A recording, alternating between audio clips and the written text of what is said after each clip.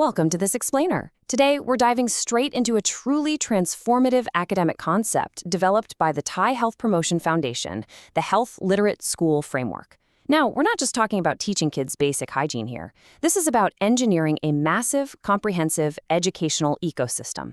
It's a system that fundamentally alters how students process, understand, and actually apply health information for the rest of their lives. So let's unpack the foundational theory, the rigorous evaluation criteria, and the real-world outcomes we can expect.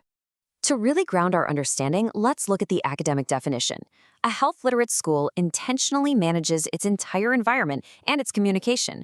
It's heavily influenced by Kurt Lewin's socio-ecological model. You probably know the one. It posits that human behavior is this dynamic interaction between an individual and an enabling environment.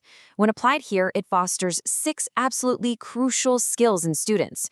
We're talking everything from accessing health services and basic cognitive understanding right up to social interaction, informed decision-making, self-adaptation, and ultimately sharing that success back with the community. Okay, let's dive into this table. To actually measure how these skills develop, the framework leans on Don Nutbeam's taxonomy of health literacy. It maps out 3 distinct cognitive levels that form the theoretical backbone of this whole evaluation. Down at the base, you've got functional literacy. That's your basic reading, memorization, and just following instructions. Pretty standard stuff. Step it up a notch and you hit interactive literacy. This requires actual cognitive and social skills to participate, exchange info, and adapt on the fly. And at the absolute pinnacle, that's critical literacy. This is where students develop the advanced analytical chops to advocate for broader societal well-being. And this brilliantly illustrates what that looks like in practice. True pedagogical integration moves students far away from just passively absorbing a textbook. When they get out there and engage in collaborative, real-world activities, like hands-on environmental health tasks, they are actively applying those interactive and critical health literacy skills we just talked about. They aren't just memorizing facts. They are literally building lifelong capacities right in front of us.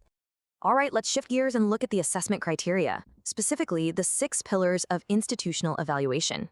Now, what's really interesting about this slide is that these 6 evaluation categories are adapted directly from the highly rigorous Thailand Quality Award, or TQA, criteria. They measure systemic institutional commitment. It all kicks off with leadership. Are they actually integrating health into the school's core vision? From there, it evaluates inclusive communication and how curriculum design is tailored specifically for students and parents. It also looks at the systematic measurement of data, continuous workforce capacity building for teachers, and finally, health literacy development processes. Basically, are they utilizing current events for active learning in the classroom? Think of these criteria as a navigation tool. It requires completely objective observation by health officials and external evaluators. And we're not just talking about checking boxes on administrative paperwork here. These evaluators actually step directly into the classrooms. It's the only way to ensure absolute alignment between those high-level administrative policies, the on-the-ground teaching methods, and how engaged the students actually are. Let's move to the certification process and see how this builds. It's designed as a tiered progression of cognitive and cultural development.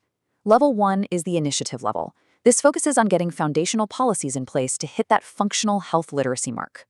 Next up is the advanced level, which demands widespread teamwork and a very measurable jump up to interactive literacy. Finally, the big one, the award level. A school only snags this when it demonstrates real social impact, actively pushes broader policy, and permanently solidifies critical health literacy for both its students and its staff.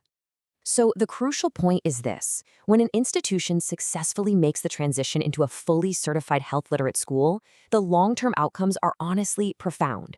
We see a quantifiable, real-world growth in health literate individuals. We see a measurable reduction in clinical health problems right there within the student body. We also see positive shifts in the broader social determinants of health, and perhaps most importantly, a permanent systemic transformation in the school's teaching protocols and cultural habits. Which brings us to a final, critical reflection. How does your local educational institution measure up against this rigorous socio-ecological framework for health literacy? It's a tough question, for sure, but it's exactly the kind of question that empowers educators, parents, and policymakers to objectively evaluate and elevate their own systems.